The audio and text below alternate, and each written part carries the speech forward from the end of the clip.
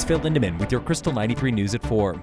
Local fire investigators do not believe yesterday's apartment fire at Copper was malicious. Summit Fire says it was likely accidental when a room on the third floor of the Edge caught fire, burning some trash and personal belongings and damaging some of the unit itself. The exact cause of the fire still undetermined, and now insurance gets involved with their own investigators. This week on the State of Summit. A lot of these people in this book hadn't talked to anybody about what had happened until we sat down. That was local journalist and author Devon O'Neil on his new book, The Way Out. These interviews were they would wreck me for a few days in some cases just because it was so intense what we're talking about. The Way Out follows a real-life tragedy from 2017. That's when a group of parents and teenagers from Salida took a hut trip near Leadville.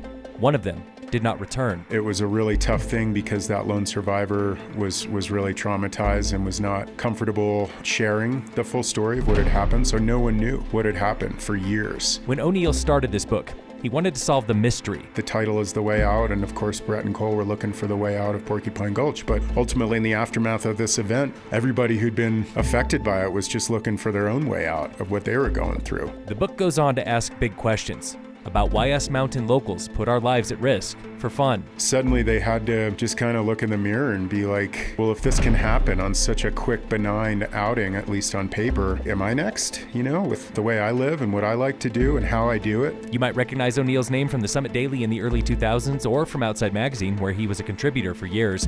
But The Way Out is his debut book as a solo author.